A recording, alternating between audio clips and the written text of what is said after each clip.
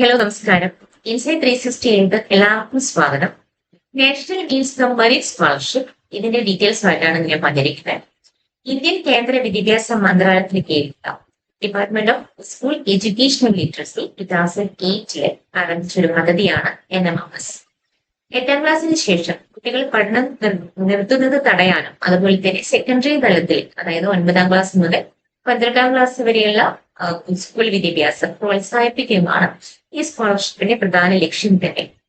നിങ്ങളുടെ വിദ്യാഭ്യാസ യാത്രയിലെ എല്ലാ എൻട്രൻസ് പരീക്ഷകൾ തയ്യാറെടുപ്പുകൾക്കായും എല്ലാ സ്കോളർഷിപ്പുകളും എല്ലാ ആപ്ലിക്കേഷൻസിനും അലോട്ട്മെന്റുകളും നിങ്ങളുടെ കരിയറുമായി ബന്ധപ്പെട്ട ഓരോ കാര്യവും ഇനി സിംഗിൾ ക്ലിക്കിൽ തന്നെ നിങ്ങളുടെ സ്വന്തം ഇൻസൈറ്റ് 360 മൊബൈൽ ആപ്പിലൂടെ അപ്ലൈ ചെയ്യാനായി ഇൻസൈറ്റ് 360 ആപ്പ് ഇപ്പോൾ തന്നെ നിങ്ങളുടെ ഫോണിൽ ഇൻസ്റ്റാൾ ചെയ്യും. ഈ സ്കോളർഷിപ്പിലൂടെ നമുക്ക് ലഭിക്കുന്ന ബെനിഫിറ്റ്സ് എന്തെല്ലാമാണ് നോക്കാം.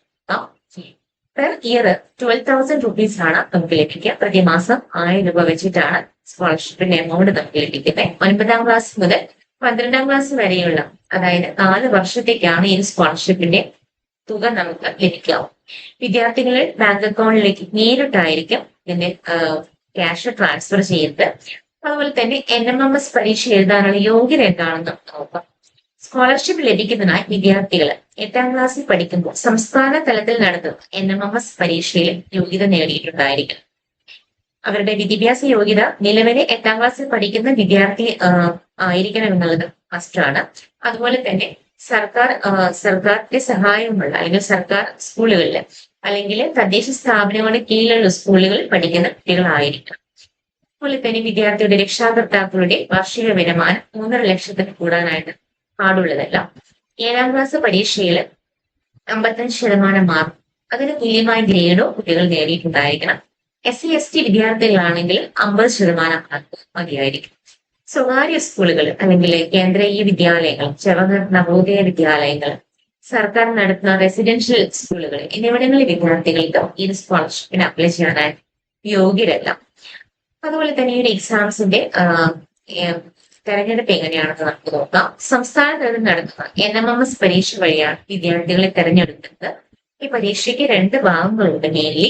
ഒന്ന് മെന്റൽ എബിലിറ്റി ടെസ്റ്റും ഒന്ന് സ്കോളസ്റ്റിക്കൽ ആപ്റ്റിറ്റ്യൂഡ് ടെസ്റ്റ്. മെന്റൽ എബിലിറ്റി ടെസ്റ്റില് 90 മൾട്ടിപ്പിൾ ചോയ്സ് ക്വസ്റ്റ്യൻസ് ആണ് ഉണ്ടാവുക. 90 മിനിറ്റ്സ് ആണ് ഈ ഒരു എക്സാമിന്റെ ഡ്യൂറേഷൻ ഉണ്ടാവുക.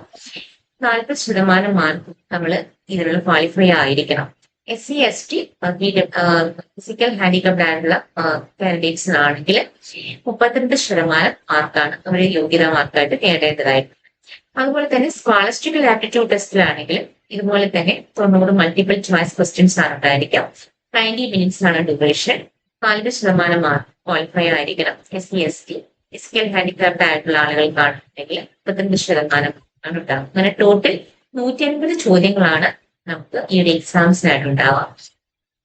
ഇതിനകത്ത് സ്കോളസ്റ്റിക്കൽ ആപ്റ്റിറ്റ്യൂഡ് ടെസ്റ്റിലെ അതിലുള്ള വിഷയങ്ങൾ 7-8 ക്ലാസ്സുകളിലെ സയൻസ് അതുപോലെ തന്നെ സോഷ്യൽ സ്റ്റഡീസ്, മാത്തമാറ്റിക്സ് എന്നീ വിഷയങ്ങൾക്ക് ഉൾപ്പെടുന്ന ക്വസ്റ്റ്യൻസുകളായിരിക്കും ചോദിക്കാം.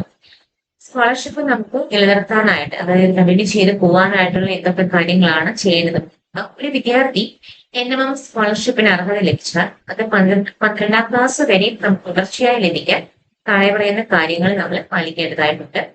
ഓരോ അധ്യയന വർഷം അതായത് ഇപ്പൊ നമ്മൾ 8ാം ക്ലാസ്സിലാണ് ഈ സ്കോളർഷിപ്പിനെ എലിജിബിൾ ആയെന്നുണ്ടെങ്കിൽ വരുന്ന ക്ലാസ്സുകളിലേക്ക് പോകുമ്പോൾ ആ ക്ലാസ്സുകളുടെ ആദ്യ കാലഘട്ടങ്ങളിൽ തന്നെ ഈ കുട്ടികൾ നെക്സ്റ്റ് ക്ലാസ്സിലേക്കുള്ള പ്രൊമോഷൻ നേടിയിട്ടുണ്ടായിരിക്കണം.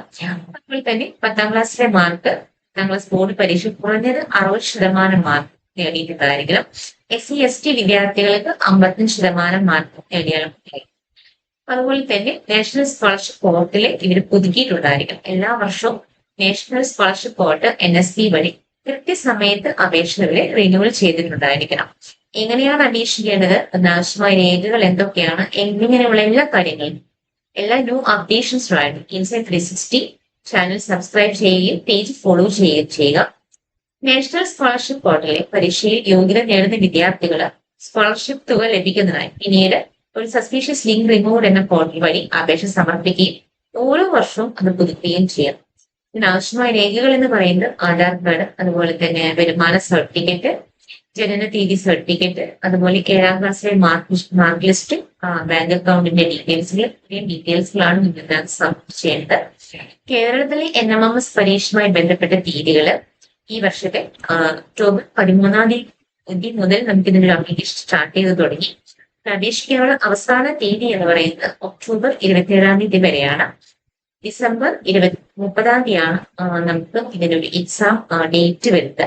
കൂടുതൽ വിവരങ്ങൾക്കായി ഈ വീഡിയോയ്ക്ക് താഴെ കമന്റിലോ DM-ലോ മെസ്സേജ് ചെയ്ത് ടൈപ്പ് ചെയ്യുകയോ ചാറ്റ് ചെയ്യുകയോ ചെയ്യാം.